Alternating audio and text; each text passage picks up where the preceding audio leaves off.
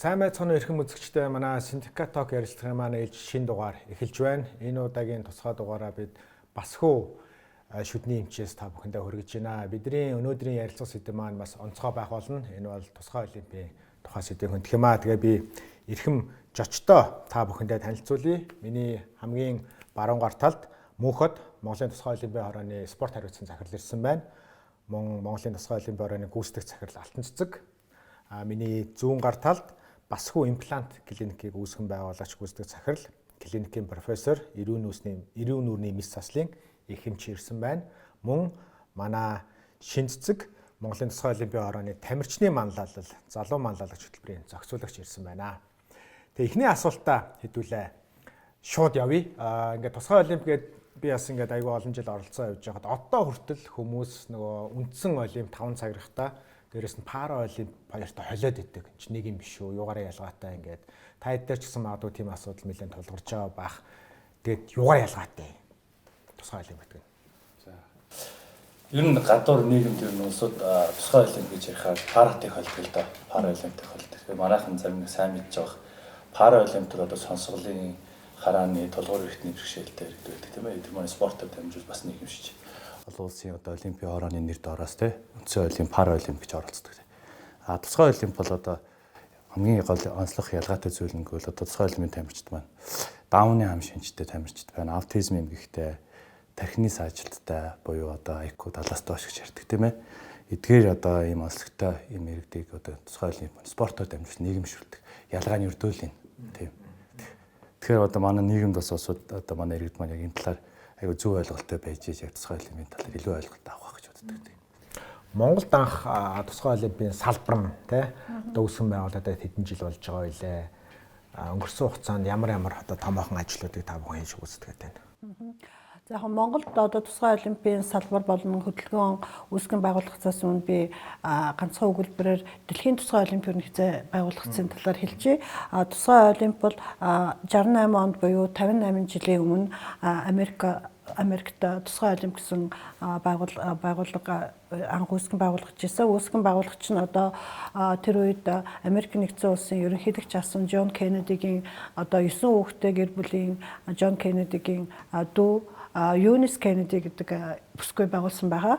За байгуулсан нь бол мэдээж учир шалтгаантай тэдний 9 хүүхдийн нэг охин нь Розмари Кеннеди өөрөө оюуны онцгой хөгжилтэй охин байсан.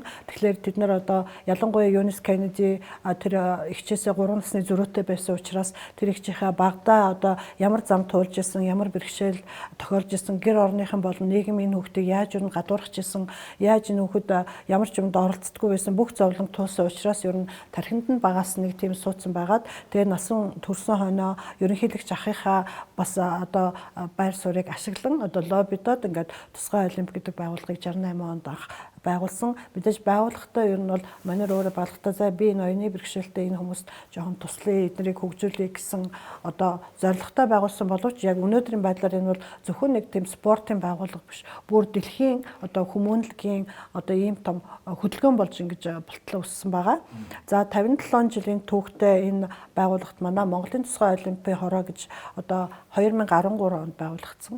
Тэгэхээр ер нь албан ёсоор 13 онд анх Солонгосын Пинчонд болсон өвлийн олимпиад манай оюуны бэрхшээлтэй 2 хүүхэд урагдсанаар манай түүх эхэлсэн байгаа. За тэгээд тэнд явж ирээд одоо цуг явсан ээж аав нар болон яг ийм оюуны бэрхшээлтэй хүүхдтэй эцэг эхүүдийн санаачлагаар за тэгээд үүний дунд одоо оюун гишүүн байсан одоо энэ нийлээд энэ сайхан байгууллагт бид нар одоо хамрагдах хэрэгтэй байна гэснээр ингээд 10 одоо 2 дахь жилд болох чинь 12 жилийн өмнө манай тусгай олимп байгуулагдсан байгаа. Түүх нь ярих нь бол одоо тийм байгаа. Тэгээд одоо миний харуул өөрөө ч гэсэн тэр байгуулж ирсэн одоо яг тусгай олимпийн дүрмийг одоо өдөр шөнөгүй хийжсэн гэдгийг би мэдэн те одоо тэр хүний нэг болохоор өөрөө ч сайн сайн мэдж байгаа бах те тусгай олимпийн түүхийг. За ингээд тусгай олимп гэдэг энэ өөрөө нэг төрийн бус байгууллага шүү дээ нийгэмд үйлчилдэг. Тэгээд альва төрийн бус байгууллагын хувьд ингээд тогтвортой үйл ажиллагаа явуулна гэдэг нь хамгийн том одоо сорилт байдаг те амар биш байдаг. Тэгээд яг энэ одоо сорилтыг даахад хамгийн их одоо тусалж түншилдэг байгууллага нь яа харахгүй хувийн хвшлээд. Тэнд дундаа нарийн мэргэжлийн байгууллагууд болох эрүүл мэнд боловсролын байгууллагууд байдаг л да. Тэгээ басгүй эмчүүд одоо манай байгууллагыг анх үүсгэн байгуулахаас нь эхлээл ингээд тусалж дэмжиад бүр аль биесний түнш болоод ингээд явж байгаа. Тэгэхээр би танаас асуумаар байгаа асуулт нь яг юм онцгой хөгжилтэй, оюуны ялгаатай хөгжилтэй хүүхдүүд, насан туршидтай харьцаж эднэрт яг та өөрийн мэрэгжлийнхаа үйлчлэгийг үзүүлэхэд тулгардаг бэрхшээлүүд юу байна те? Та яаж одоо тэр бэрхшээлийг давж ингэж яг эрүүл мэндийн чанартай үйлчлэгийг үзүүлж гин. Тэгээд ер нь яагаад ингэж компани нийгмийн хариуцлага гэдэг одоо биднийг дэмжиж идэм бэ? Баярлалаа. 2017 оноос тусгай олимпийн хорооны спорт хариуцсан захирал гэрэл захирал биднэрт аль бие усаар санал тавьсан. Ийм тусгай олимпийн гэж байгаа. Монголд нэг салбар байгаа. Энд одоо тусгай хэрэгцээтэй биднээс арай өрн бүцэх хүүхдүүд одоо спорт тэмцээн уралдаанд явж нийгэм шиг гэж оролдож байгаа. Тэд нэр та нар бас үйл ажиллагаагаар оролцооч гэх. Тэгээ ажиглаад байхад бидний найз нөхдийн дунд гэр бүл одоо хүүхдүүдийн цэцэрлэг эднэрт бол одоо тусгай хэрэгцээтэй хүүхдүүд бас явдаг, амьдэрдэг байх. Тэгэхээр тэр хүүхдүүдтэй эцэгчүүдийн өдөр болгон дэлгүүр гарах, сургууль руу явах, эсвэл эмнэлэгт үйлчлүүлэх гэдэг нь тэр айлын хувьд бол өдөр болгон сорилт болж идэг. Тэгээ энэ бас бидний хувьд бас ийм амьдралын ийм хэрэгцээ сорилт эднэр байд юм байна. Бид нар бас энд оролцох хэрэгтэй байна гэдэг тийм далдтай юм бодолтой явж исэн. Гэхдээ ийм тусгай олимпийн хороо гэдэг аль биесны байгууллага байдаг бид нар ерөөсөө мэддэггүй байсан. Тэгээ аль биесаар танилцаад энэ хүүхдэдэд туслах дэмжээд оролцоод ирсэн. За ингээд бас нэг өвөрмөц зүйл тохиолдсон. Юу гэхээр энэ оюуны хөгжлийн тусгай хэрэгцээтэй ч юм уу бэрхшээлтэй хүүхдүүд маань өөрт тохиолдож байгаа зовлон өвдөл бэрхшээлийг өөрөө зөв илэрхийлж чаддаггүй эсвэл илэрхийлж мэдхгүй. За шүд өвдөж байгаа бол эсвэл одоо гидс өвдлөж гэж тайлбарладаг ч юм уу эсвэл огт ерөөсөө өвдөлтөө мэдрэхгүй. Ингэж явсаар хагаад нөгөө өвчнөөгөө хүндрүүлээд эцсийн цэг дээрээ хүрнэ эсвэл амь насанд аюултай байдалд хүрэх хэмжээнд хүрсэн байдаг. Тэгэхээр ийм хүүхдүүдийг оншилж эмчлэн гэдэг бол эмчнээс маш их ур чадварыг шаарддаг. Ягаад гэхээр тухайн хүүхд маань нөгөө тухайн өвчнөрхөд шинж тэмдгийг илэрхийлж чадахгүй учраас эмч өөрийнхөө оюун мэдлэгийг дайцлан тэр тусгай шинжилгээний аргуудыг ашиглаад зөв оншилж одоо эмчлэх цаашаа явдаг. Тэр талаараа бол тухайн эмчийн хувьд болохоор өөрийгөө сорьсон сорилт, тухайн эмнэлгийн хувьд бол үйлчлэгээний байгууллагт бас нэг өрмөц одоо сорилт одоо үйлчлэгээний арга хэлбэрийг нэвтрүүлэх юм шинэ нөхцөлийг үүсгдэг. Тэгээд бид нар одоогийн байдлаар бол 8-9 жил орчим энэ үйл ажиллагаанд оролцож байгаа болохоор нэлээд туршлагачаад явж байна. Би нэг юм хэлчихээ нөгөө туршлагачаад 7-8 жил болж байгаа гэж ярьж хагаад одоо энийг манай тусгай олимпийн эрүүл мэндийг санхүүжүүлдэг Гализано сан гэж байдаг. Ийм мундаг те. Энэ саныг бол одоо тэр болгон эрүүл мэндийн байгууллагуудад өгөөд идэггүй. Одоо яг одоо хүртээмжтэй эрүүл мэндийн үйлчилгээг үзүүлж байгаа тэргүүний ингээд байгууллагуудад энийг гардуулж өгдөг. Тэгээд энийг манайх басгүй имплант клиник гэдэг дээр ирээд энийг гардуулж өгчээсэн. Энэ болохоор эдний ажлыг үнэлсэн бас нэг олон улсад аюул том шагнал тий. Том шагнал ингээд эднийд ингээ хатглаастай байж идэгэн. Тэгээ энийг яг ингээ үзүүлэх гээд аваад ирсэн байгаа. Тэгээд энийг дамжуулаад баярлалаа гэдэг хэлсэн. За баярлалаа. Хүүхдүүдийнхээ өмнөөс бас баярлалаа гэж тэгэж хэлээ. За баярлалаа. Тэгээд манай шинэ гэдэг энэ үзэсгэлэнтэй бүсгүй ирсэн байгаа. Би тэгээ шинээс асуух асуулт маань юу гэхээр магадгүй хүмүүс бас бодож иж магадгүй олимп гэхээр заавал спорттэй бүх юм заавал спорттой холбоотой гэж бодож иж магадгүй. Тэгээ сая шинэгийн албан тушаал нь болохоор залуу манлайлагч те хөтөлбөрийн зохицуулагч гээд олимпиад явж исэн те. Тэгэхээр яг спортоос гадна яг олимпийн үеэр олимпийн бус үеэр ер нь залуучуудад зориулсан сайн дурынхан зориулсан заавал оюуны онцгой хөгжилтэй биш те. Энгийн хүмүүс зориулсан ямар хөтөлбөр арга хэмжээнүүд болдгийг тэгээд шинэгийн тусгай олимпиад холбогдсон түүх нь юу лээ? Түүх анх тусгай олимпиад холбоод ороод холбогдсон түүх юм бол 2022 оны UNC-гийн улсын аварга шалгаруулах тэмцээнээр тохиолдлоор тусгай олимпийн флорбол буюу заалны хоккей тэмцээнийг шүүх тим завшаан гараад тэгээд ерөөхдөө бол анх яг оюуны онцгой хөгжилтэй хүүхдүүдийн заалны хоккейн төрлийг шүүж тэгж одоо ерөөхдөө бол тэгээд дараагаар нь Монголын тусгай олимпийн орооноос одоо багштайгаа танилцаад тэгээд ажлын ярилцлаганд ороод тэгээд энэ хүү байгууллагад ажиллаж исэн. Гэхдээ одоо яг миний өөрийн түүх гэх юм бол одоо манай наах зах одоо ерөөхдөө бараг 50 хүрэх гэж байгаа тийм хүн байгаа. Тэгээд бага насндаа хүнд өвчин тусаа тэгээ менингэ гэдэг одоо энэ эмгэг тэг оюуны бэрхшээлтэй боллоод ингээд тэр ахтайгаа илүү ойр би хувьдаа одоо бусад үеэлээ бодвол би тэр ахтайгаа илүү ойр өссөн. Тэгээд ерөөхдөө бол яг тухайн үед бол оюуны бэрхшээлч гэж мэддгүү тий. За манай ах ямар ч гэсэн өвчтэй гэж гээд ерөөхдөө айгүйх ойлгож, ивэн олж ингээл хайрцаал. Тэр маань бас ерөөхдөө яг өнөөдрийн тусгай олимпиаранд ажиллаад явж байгаа бас нэг нөлөөлсөн тий. Ингээд хүүхдүүдэд танаа тамирчтайгаа илүү ойр байх, ойлгох тэр бүхэнд энэ миний одоо энэ бага насны туршлага гэх юм уу? Энэ илүү их нөлөөлсөн. За тэгээд бас яг энэ Монголын тусгай олимпиад хороондоо бол тамирчид болон сайн дурын залуучуудтайгаа илүү ойр ажилладаг. За тэгээд яг энэ байгууллагт орохоос өмнө миний хувьд бол яг тэр сайн дурын ажлын үн цэнийг бол төдийлөн сайн ойлгодоггүй байсан. Тийм тэгээд одоо манай нэг сайн дурын ажилтан ерөөхдөө анх хэлжсэн сайн дурын ажлыг бол миний хувьд одоо байгаль орчныг цэвэрлэх ч юм уу тэр талаас нь би ойлгодог гэсэн бол тусгай олимпиад ороод илүү одоо би чинь илүү нийгэмдээ одоо хүртээ хэмжтэй интгэж оролцоотой нийгэм бүтээхэд би чи илүү одоо өргөн хүрээний цар хүрээтэй оролцож чадах юм байна штэ гэдгийг тусгай олимпиад ороод ингээд ойлголаа гэж ярьж ирсэн. Тэгэхээр ерөөхдөө бол тусгай олимпиад сайн дурын ажилчид залуучууд ерөөхдөө бол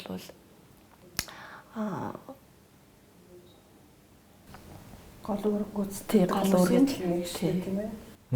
Одоо яг тэрийг ажиллаж байгаа юм. Багшаа гэж дуудаад та юуных нь багш болсон? Та чи захирлын юм биш үү? Яг үндэ хэлэхэд би ингээд надад захирлаа гэж дуудахлаа нэг дуртай биш. За тэгээд байгууллагад ажиллаж ихчээ аниа гэхэд бүр дуртай. Тэгээд надад би таныг багшаа гэж дуудах уу гэхээр би тэгэл гэдэм би өнөөдөрхөн басхууд ярьжсэн надад манай ажил дээр багшаа гэдэг эмчээ гин эмээ гин янз янзаар дуудаг. Тэгээд манай одоо залуучууд бүгдээр шинийг дуурайгаад надад багшаа гэж дуудсан. Тэгээд одоо байгуу гоё багш болсон. Өөрөөс сонсогдож чинь багш. Тий. Олон мянган тамирч чинь бүгдээр л заалан тэмдэл ирэхээр. Тий багшаа тэгээд бидний албан шалаад дуудах гараал багшаа. Мөнхөд захирлын хувьд тусгай олимпиад холбогдсон түүхэн юу вэ? Тэрийг асуугаад өнгөрсөн ба шүү дээ. Миний мэдхийн гадаадад ажиллаж амьдарч байсан шүү дээ. Бараг тусгай олимпиад сууж ирсэн үү өөр шалтгаан байсан. Үгүй би ч одоо би шивэд нэг баг 3 жил хагас 4 жил амьдарч байсан. Тэгээд нэг хуваараа төсөл хэрэгжүүлэх гээд одоо тэр 19 онд хатын дарга хатын захиатай уулзах гээд нэг төсөл хэрэгжүүлэх гээд ирсэн. Тэгээд тэр ажил маань бүтээгүүл дээ. За тэгээд ер нь буцах тийшээ хандсан байсан. Тэгсэн чинь миний нэг багын найз маань надад ажил санал тавь. Чи тусгай олимпиад очоо. Тэнд нэг яг ийм ажил чам таарах ажлын байр байх шиг байна. Уулзаад үзэх. Тэгээ би анх алтаа захиралтай хаач. Тусгай олимпиад очоо уулзаж ирсэн. Нэг тий бас нэг гол шалтгаан би доороо дүү ганц дүү охинтой л даа. Тэгээ маа дүүгийн маань том хүн аутизмтай. Тий. Тэгээ одоо нэг 8 настай хүүхэд байгаа. Аутизмтай. Тэгээд мэдгүй миний хувь тавилан гэх юм уу эсвэл би дүүгээ тийм хүүхдтэй болсон ингээл анх би ойлгодгүй гайхдаг байсан. Тэгээд өөрийгөө одоо мэрэгчлээсээ гадна ийм өөр газар ингээ ажиллаад явж ийн төсөөлөж хүлдэ. Тэгээ одоо л Орсондоо би аяг аз жаргалтай байдаг. Хийж байгаа ажилдаа дуртай. Одоо 3 дахь жилээ болж байна. Тэгээ яг дүүгийнхээ хүүхдтэй адилхан онцтой, ялгаатай ийм онцгой хүүхдүүдийг, залуучуудыг төлөө ингээд бас ажиллаж гар бие оролцож байгаа бас баяртай байгаа юм л та. Би өөрөө спортер хичээлдэг байсан.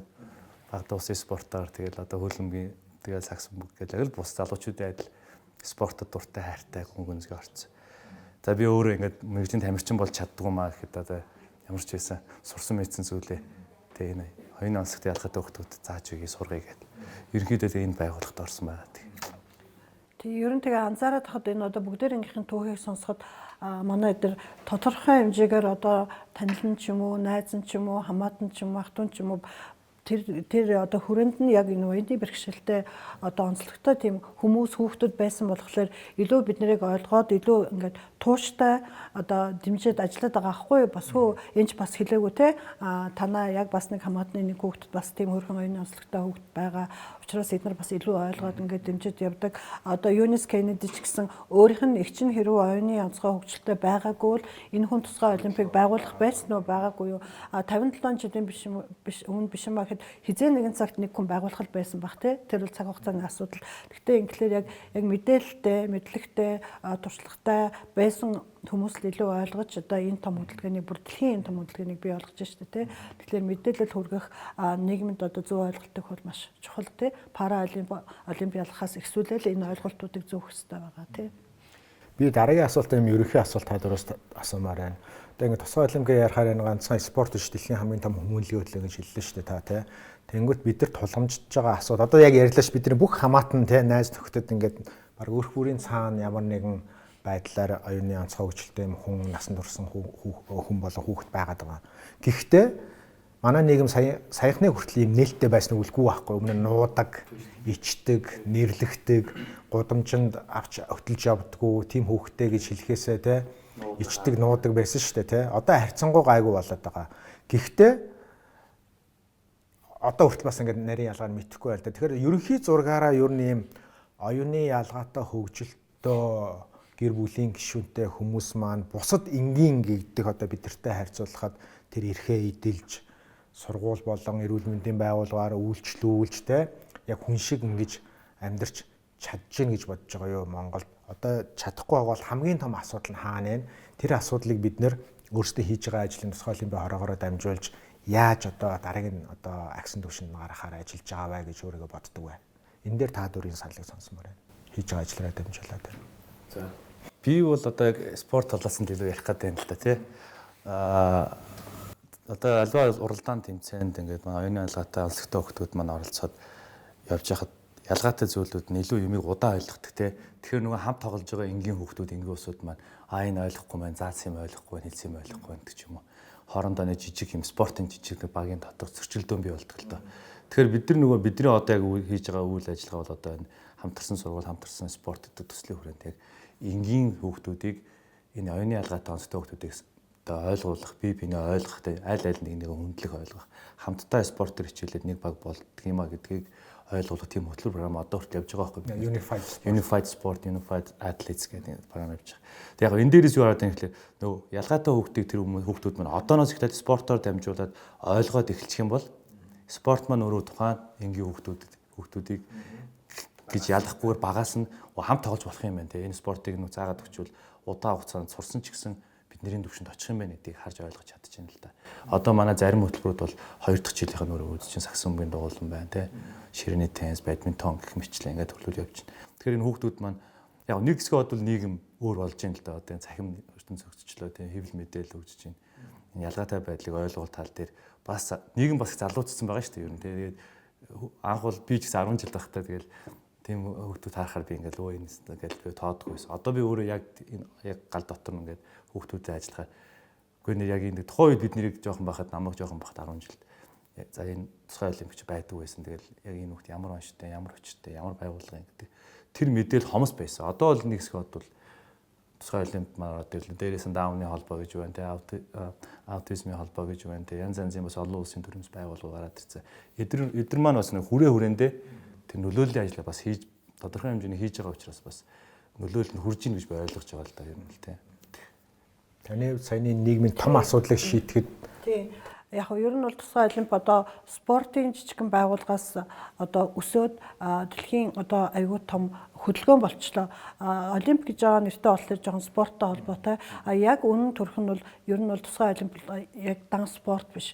Энэ нь одоо жинхэнэ одоо нийгмийн хандлагыг өөрчлөх, ирээдүйн одоо хүмүүнлэг одоо шударга нийгмийг бий болгоход зориулсан л байгууллага байж байгаа. Тэгэхээр өөрөө асуулт тэ ямар бэрхшээл одоо бид нарт тулгараад байна яагаад вэ гэд өөрөө бас байсан бах одоо манай тусгай олимпийн тэргүүн хэлж байгаа шүү дээ. Манай энэ оюуны хөгжлийн бэрхшээлтэй ч бай ямар нэгэн онцлогтой хүмүүсийн амьдралыг өөрчлөхөд бид нар тэднэртэйгээ илүү ажиллахтайгаа бол биш юм аа. Тэднийг өөрөө хүрээлж байгаа нийгэм одоо энэ 7 тэрбум хүмүүстэйгээ ажил тэдний тархинд нь одоо ухамсарт нь ингээд зөв ойлголтыг өгөх хандлагыг өөрчлөх ёстой. Одоо өнөөдрийн байдлаар дэлхий дээр 200 сая оюуны бэрхшээлтэй хүн байна те. Одоо нэг ойролцоогоор хүн амын 2-3% байж байгаа. Тэгэхээр бидний одоо гол одоо шийдэл ч юм уу бол аль болох одоо нийгэмдээ зөв мэдээллийг өгөх, зөв ойлголтыг өгөх тэр хүмүүсийг одоо хүндлэх, яг байгаагаар нь хүлээн зөвшөөрж авах те. Яг бид нартай адилхан гэсэн тэр ойлголтыг л хүмүүстэй нийгэмдээ өгчих юм бол ер нь энэ тусгай сургууль хэрэггүй болно. Бараг тусгай олимп гэдэг байгууллагч хэрэгтэй болохгүй юу? Тэтэй тэрнгүү хүн болгоо одоо бид нар шиг ойлгодог болчихсон шүү дээ.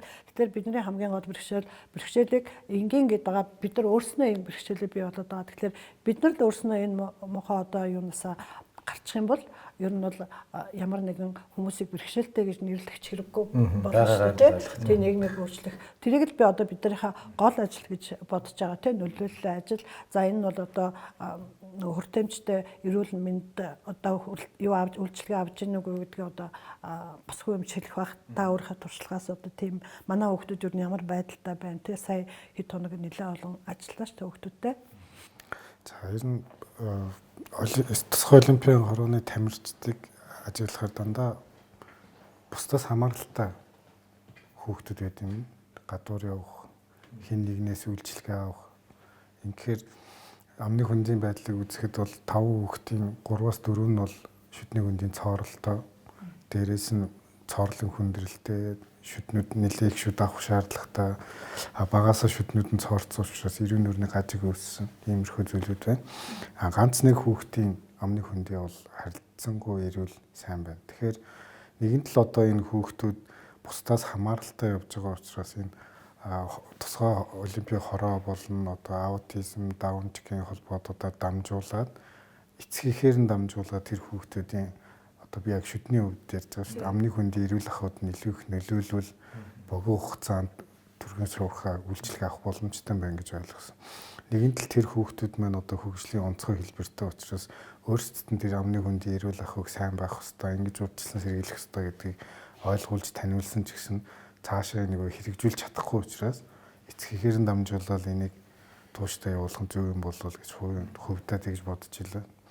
Тэгээд мэдээж одоо улс орноороо дамжуулаад энийг хийн гэвэл одоо 3 сая 500 мянган хүн амын чинь 120 мянган хөгжлийн бэрхшээлтэй үүнээс нэг за 40-с 50 мянган оногдох нь бол одоо оюуны хувьд бол тусгай хэрэгцээтэй гэж үзэх юм бол тэр хүүхдүүдийг нөгөө тархан сууршиж байгаа учраас одоо нийгэмчилж үзэхэд төвөгтэй баг. Тэгэхээр энэ холбоотуудаараа дамжуулаад эцгээр нь дамжуулаад ингээд эрүүл мэндийн үйлчилгээнд оруулахгүй бол яг нийт маягаар яах юм бол бас гадуурхагдах үйлчилгээг авахгүй байх тиймэрхүү хандлага их байна.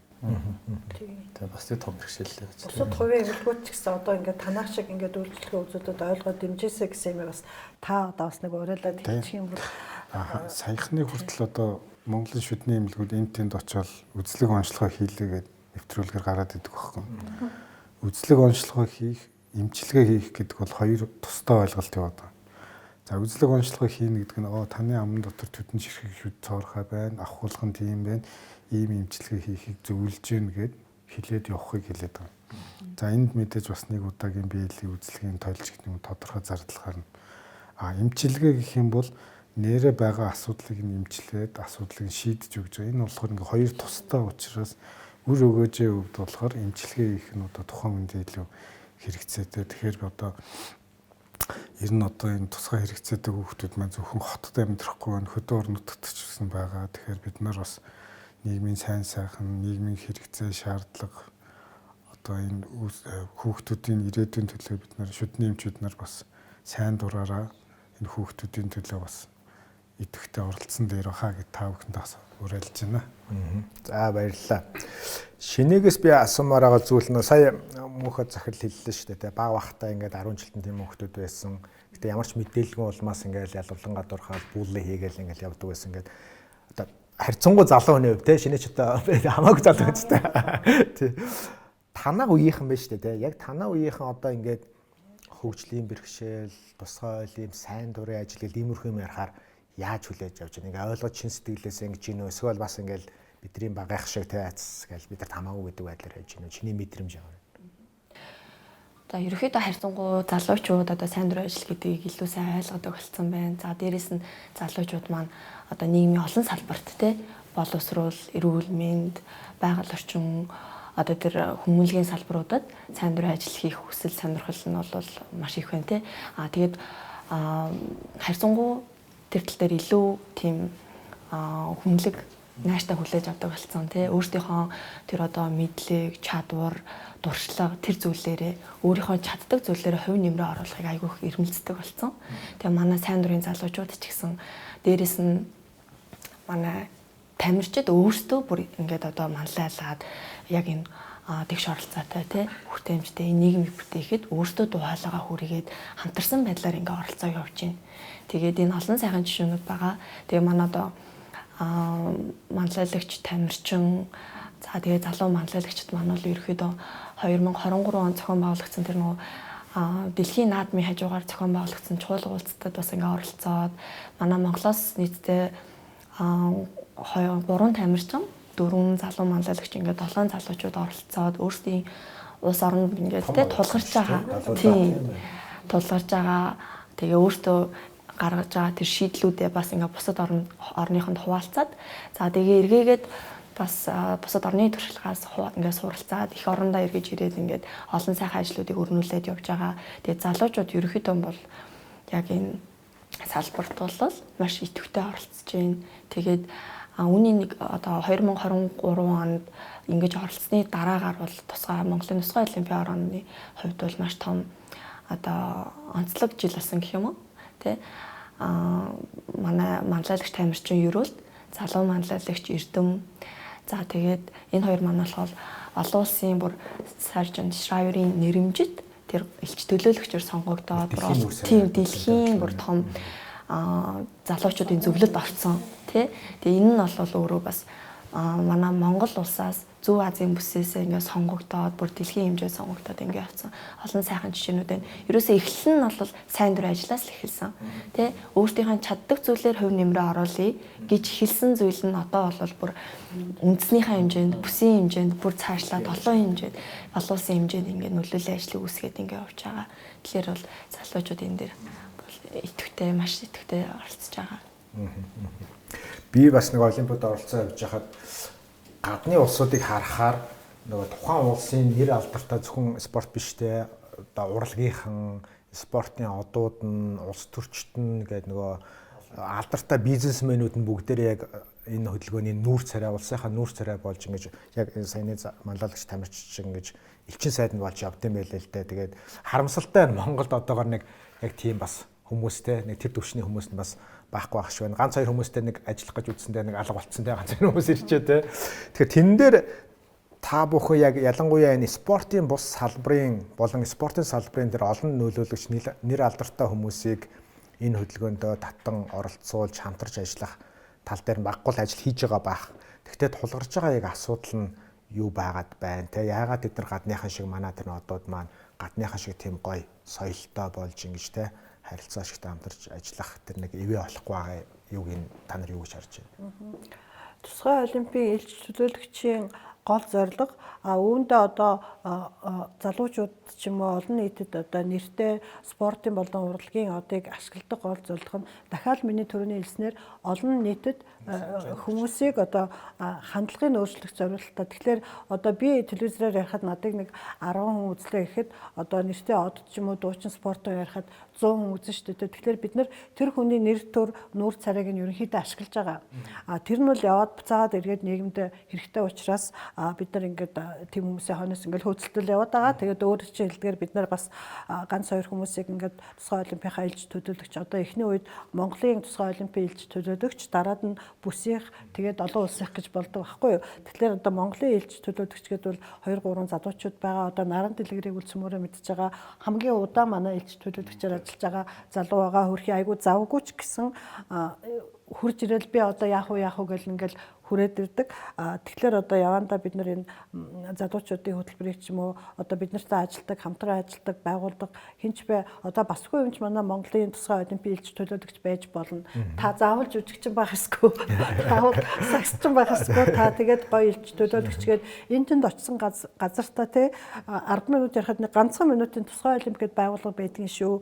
Ийм сайхан одоо хүүхдүүдийн хүмүүсийн төлөө ингээд үйл ажиллагаа явуулдаг. Та нар минь дэмжээрээ ойлгоорой хүлэн зөвшөөрөөрэй гэдэг мессеж хэлэхэд танаас бол хангалттай.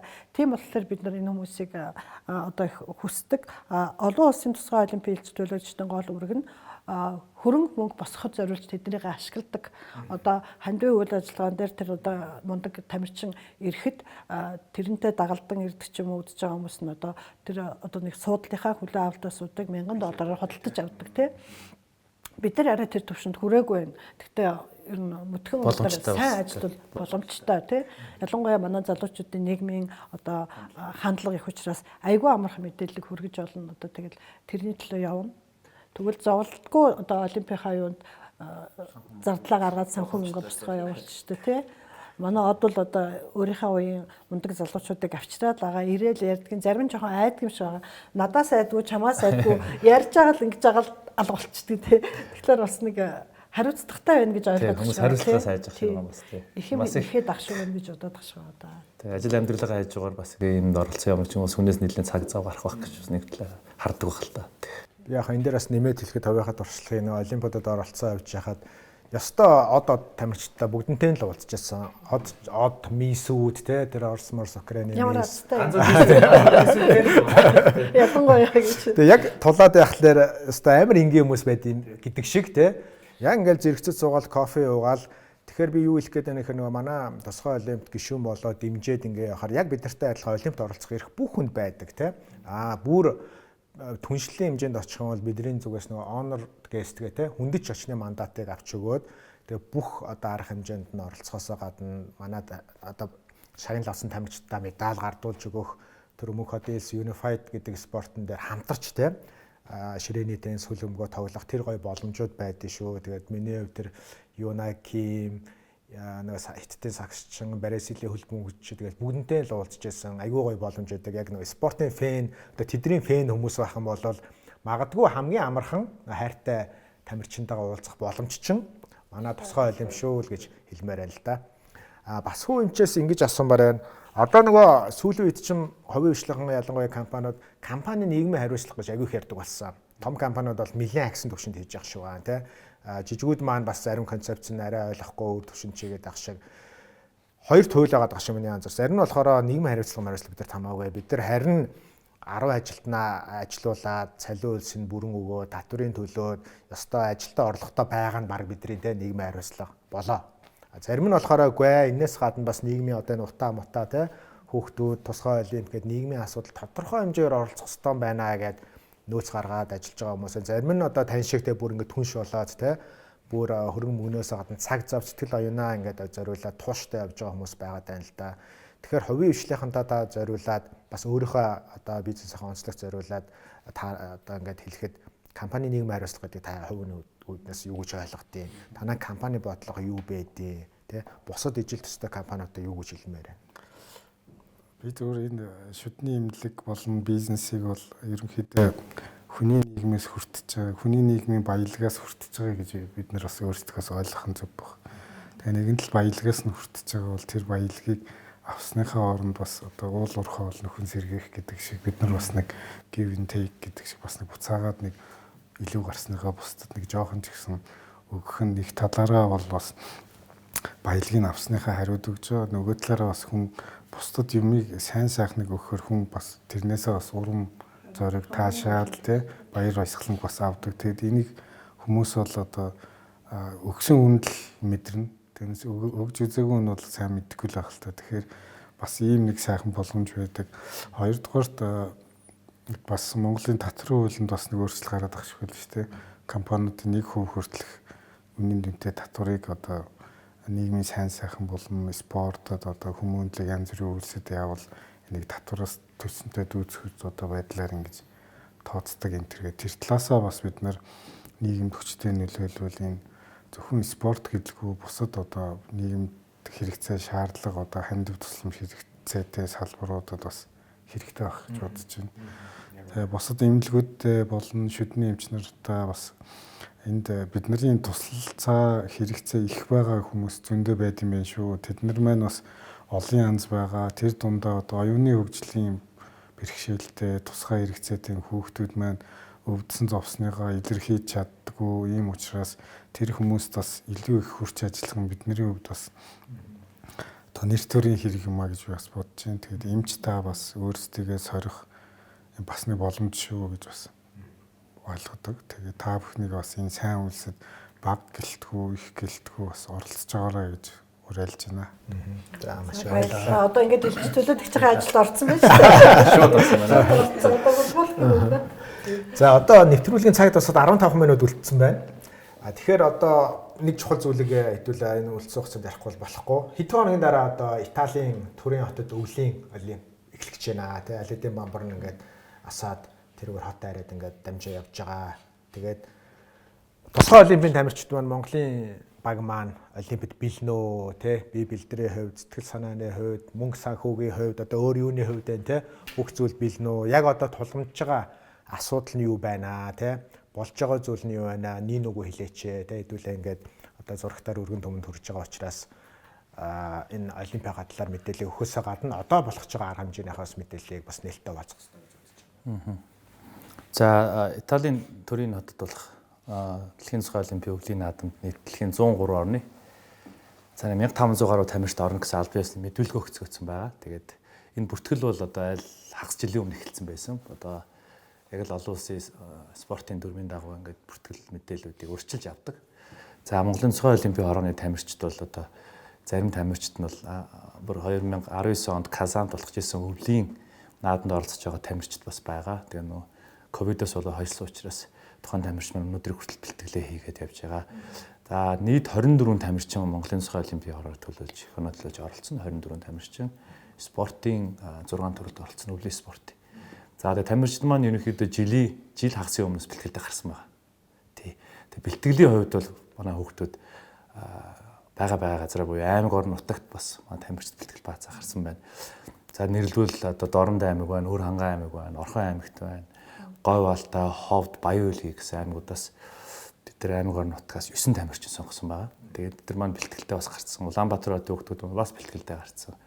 За мэдээж одоо хамгийн одоо тусдын болж байгаа усуд манай багсгалжуулагч нар те аймаг орон нутагт Улаанбаатартайгаа одоо яг ноёны онцлогтой хүүхдүүдтэй ажилдаг багш засалжуулагч нар маань одоо яг энэ хүүхдүүдэд тулж ажиллаж байгаа гэсэн. Одоо бараг өөрсдийнхөө ажлын хажуугаар шүү дээ тийм ээ. Сэтгэл зүрхээ гаргаад ямарваа нэгэн санхүүгийн одоо дэмжлэг тусалцаа гэхээсээ илүү сэтгэл зүрхээр яг ингээд зорж энэ хүүхдийн төлөө ажиллаж хийж байгаа тэр хүүхд бэлдэж байгаа хүмүүс төв ажиллаж байна. За тэгээд энэ тэмцээний бас нэг удаа онцлог нь юу гэхээр манад шинэ 2 төрөл нэмэгдсэн. Уулын цан нөгөөх нь сноуборд гэсэн 2 шинэ төрөл. Ерөнхийдөө энэ хоёр нэлээ экстрим талын спорт. Манай одоо өвлийн спорт сонирхчид маань айгуу сайн мэдж байгаа шүү дээ. Нэлээ экстрим ич хүч шаардсан, төвчээр шаардсан. Бас нэг талаас эрсдэлтэй. Тэгээ өндрөөс янз янзын нөгөө огцом налуу өнцгөөс гулгадаг гэжээний. За тэгээ эдгээр хүүхдүүд энэ тэмцээнд орж байгаа 4 хүүхд маань 12 хүүхдээ сонгогдсон 4 хүүхд байгаа. Бүтэн жилийн турш. Аливаа спорт тэмцээн бас мэдээж за чи оргоо шууд гэж чинь олон хүүхд дундаа сонгон шалгуулалт явагдана. За энэ 4 хүүхд маань ингээд анх готлаач юмсч чаддаг санаач мэдгүй хүүхдүүдээс өнөөдөр Sky Resort-ын дээрээс ингээд өндөр дээрээс ингээд гулгаад 2 багш ингээд бичлэгээ явуулаад ингээд тэр нь байнгын холбоотой ингээд ажиллаад байж байна л да тий. Яг нь спортын талаар сэтгэл санааныхаа талаар маш сайн бэлтгэлтэй болсон гэдгээ зарим бүр 7-8 жил хүлээж агаад одоо 8 жилийн дараа болж штэ тий. Ковидоос одоо тий. Тэр нь бол ингээ ойлгомжтой болчлаа. Бид нар хийхд одоо бидний талаас үзүүлэх одоо бүх чармаалт бэлтгэлээ хангаад байгаа. За мэдээж олимп болсон маш их зардалтай. Тэгээд 2 хүүхэд биш 3 хүүхэд биш 24 хүүхэд дээрэс нь багийн бүрэлдэхүүн гэдэг 40 хүнийг одоо санхүүжилтийг бид нар өөрснөө босгох хэвээр өөрөө бас мэдж байгаа. Тусгай олимпийн одоо бичигдсэн ч юм уу бичигдээгүй дүрэн байгаа. Тусгай олимпийн ямар нэгэн уралдаан тэмцээнд оролцож байгаа хүүхдээс болон гэр бүлээс нь ямар нэгэн санхүүгийн дарамт үзүүлэхгүй ямар ч зардал гаргахгүй байх ёстой гэсэн дүрэн байдаг. Тийм учраас бид нар ээж аваас танаа хүүхд оролцож чинь мөнгөний гарга гэж хэлэх биднэрт ирэх байхгүй. Нэг ч мөнгө гарахгүй. Тэгэхээр тэр хүүхдийн бүх зардлыг бид нар өөрснөө босгоно. Тэгээ босгохдоо дандаа бид нарыг дэмжиж ажилтдаг спонсор байгууллагууд, сайн дурынхан одоо бид нар шүдээ хүүхдүүдэд үзүүлэх байсан бол мэдгүй хэдэн сая төгрөгийн юу гарах байсан те. Одоо ийм байгууллагуудынхаа ачаар л бид нар ингэж мөнгөө босгож ингэж явдаг байгаа. За яг өнөөдрийн байдлаар бид нар бол 100% мөнгөө босгож чадаагүй байгаа тий. 50% ч хувь байдаг. Тэгээ одоо нэг сар хүрэхгүй хугацаа байна. Тэгээд одоо энэ одоо нэвтрүүлгийг үзээд бас үзэж хараад манайхыг дэмжих гээд яасан хүмүүс бол оройтойгүй шүү. Бид нар одоо өгч байгаа мөнгө чинь зээлээд чамаагүй урчээд ирээд мөнгө чи авчиг гэж хэлмээр үү те. Тэгэхээр ингээд бид нарыг бас ингээд дэмжээрэй. Одоо ер нь бидний ер нь хамгийн том бэрхшээл бол санхүүгийн бэрхшээл байдаг. Тэгээд одоохондоо улсаас бол нэг актер юм яг энэ өвлийн олимп гэсэн юм аваагүй байгаа. Тэгээд бас найдаж байгаа. Ингээд саяны хувьд мөл гараад тийм үү те. Тэгээд манай хүүхдүүдийг явахаас өмнө бас нэг замынхан зардлынхан талын үеийг гэсэн бид нэр бас улсаас дэмжээсэй гэсэн бас хүсэлтэй байна.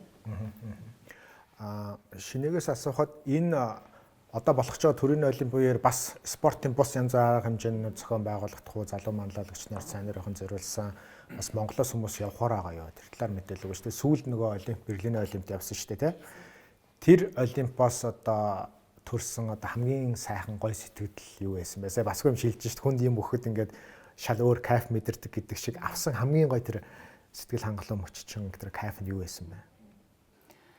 За ямар ч байсан одоо Италийн Турин хотод спортын дэлхийн наадам болох гэж байна. Тэгээд энэний хажуугаар бол манай манлайлагч тамирчид болон залуу манлайлагчид маань бол бас оролцсон. Тийм. Дэлхийн залуу манлайлагчдын чуулган болно. За энэ чуулганд нь бол манайхаас бас 3 хүний бүрэлдэхүүн орж байгаа. Түрүүнд хэлсэн манай 2023 оны Берлиний одоо залуучуудын чуулганд оролцож исэн баг тамирчид маань бол энэ удаа түрүү жил оролцогчийн одоо 2023 онд оролцогчийн хувьд оролцож исэн тий. Тэгвэл энэ жил бол одоо 25 онд бол манайхан элч төлөөлөгчийн хуваар нөгөө 3 маань одоо саран дагн, за их сарвал ментор, за акмрал гэдэг манай залуу манлайлагч байгаа. Сайн дурын ажил хийж агаад одоо манай бүр ингээд олон улсын элч төлөөлөгч болоо тий. Ингээд залуу манлайлагч болцсон явж байгаа.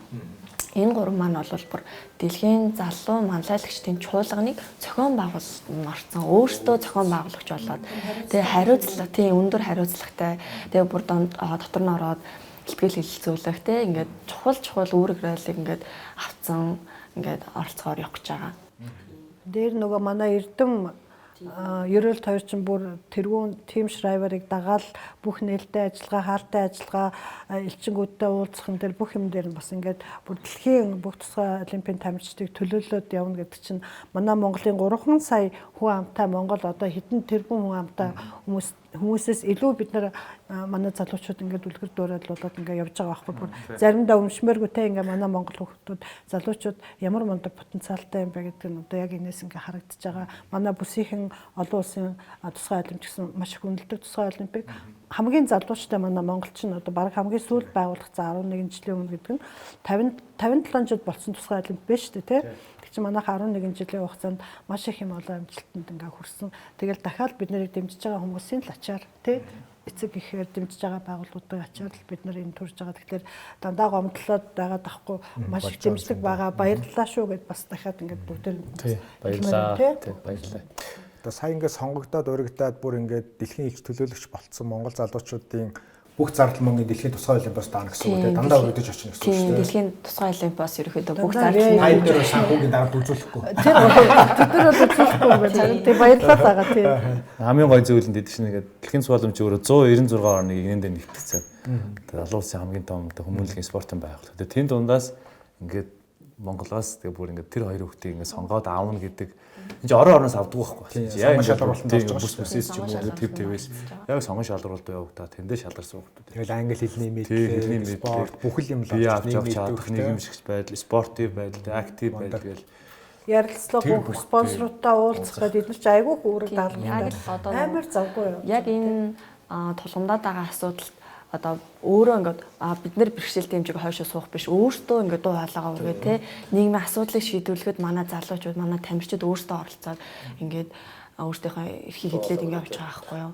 Тийм. Тэр мөр нь бол маш их бахархаж байгаа. За, нэвтрүүлгээ дуусгахаас өмнө хоёр асуулт асуунаа. Тэгээд эхний асуулт нь болохоор хоёр болгож байгаа үйл явдлын талаар мэдээллийг биднээс олонтоо хуваалцах хэрэгтэй. Эхнийх нь болохоор одоо энэ Валентин өдрөөр эснэ пиано концерт болох гэдэг шүү дээ. Тэр яг ямар учиртай болох гэдэг вэ мөнхөд захид тайлбарлаад өгөөч. Хоёрт нь танаас асуух зүйл нь одоос бид нар нөгөө Германы Берлин олимпиадаар хэдүүлээ танилцсан Германы кино продакшн багийн киног аль биесны зөвшөөрөлтөй бид нар аваад Мобинетийнхэн маань бас түншилж орж ирээд бүх орчуулгыг хийгээ бид нар дууссан. Би хамгийн сүүлд тэнэ дууссан байгаа.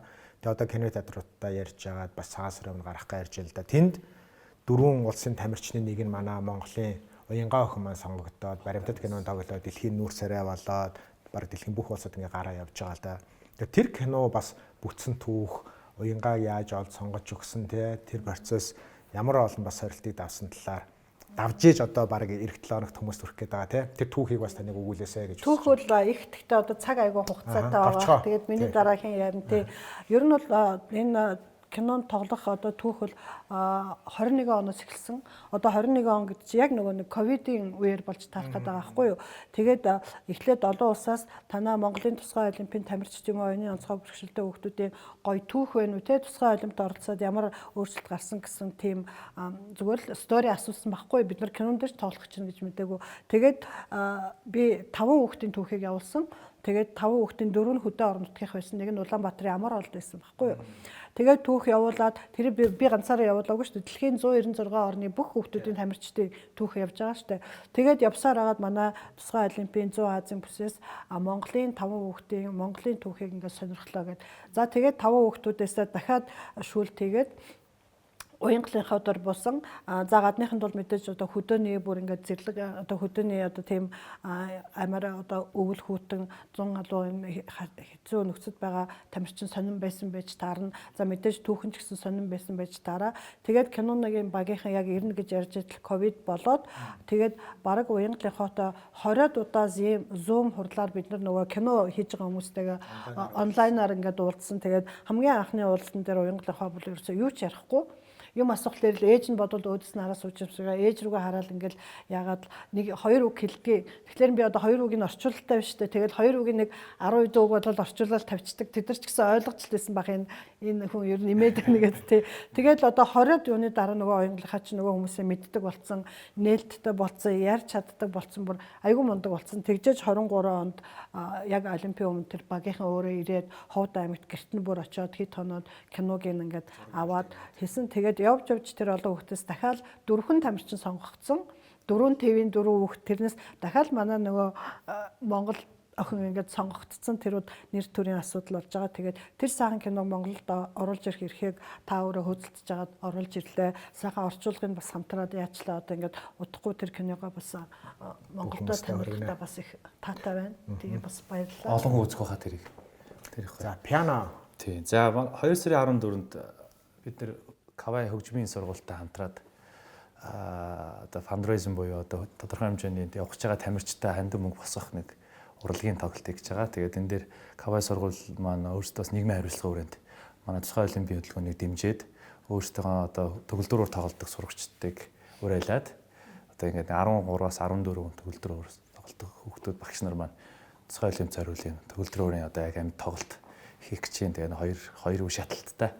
Тэгээд тухайн үеэр бас манай төрийн олимпиад явах гэж байгаа 4 хүүхэд маань бас тамирчтай төлөөлж бас оролцсон. Эцэг их нь бас оролцсон.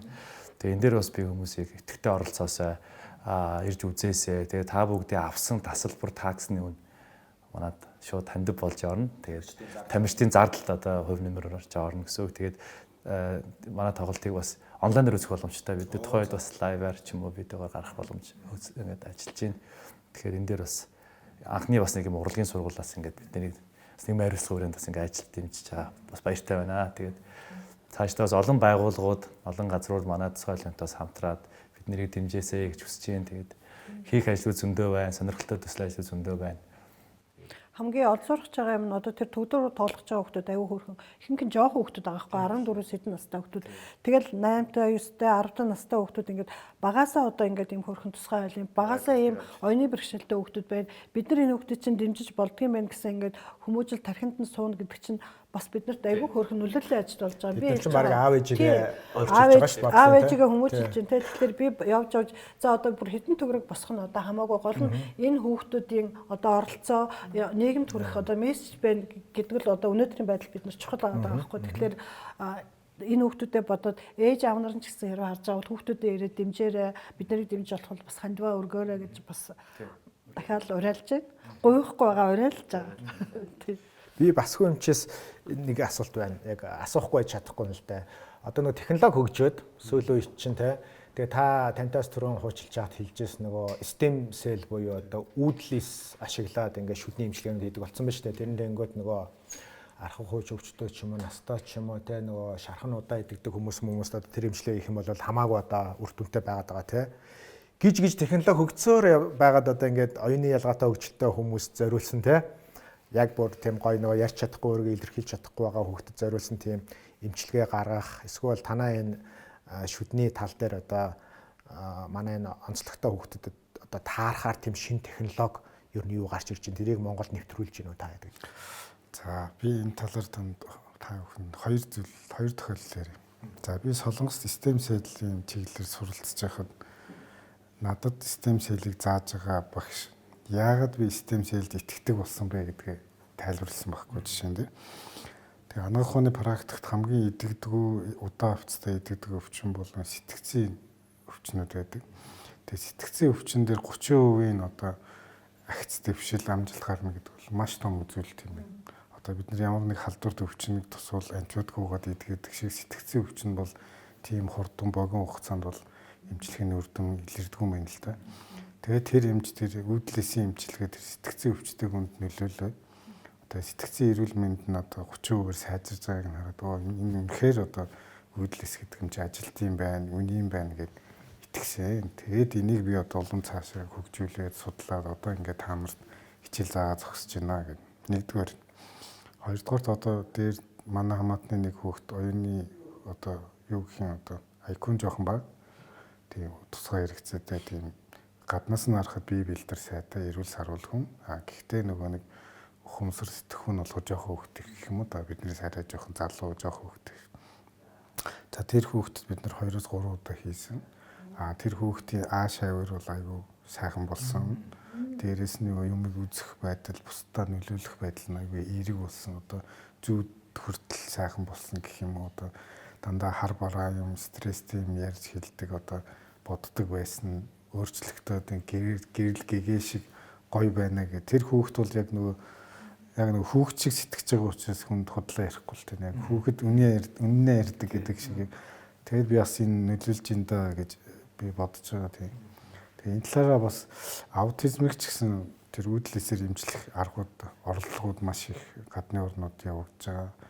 Тэгээ одоохондоо үйдлээс гэдэг маань анагаах ухаанд шинээр нэвтэрж байгаа бүгд л энийг судалж хөгжүүлэх гэж явж байгаа учраас тэгээ хараах нь бол зарим нэг өвчнүүд дээр л одоо эмчилгээний одоо өдөрдмжин гараад батлагдсанаас бусдуулан дандаа судалгааны түвшинд явагдаж байгаа. За маш их баярлалаа. Амар сонирхолтой бас мэдээллийг танаас авлаа. Тэгээд манай бас эцэг эхчүүд сонсож байгаа бас ирээд уулзаад сонирхоод үзээрэй гэж бас хэлмээр байна.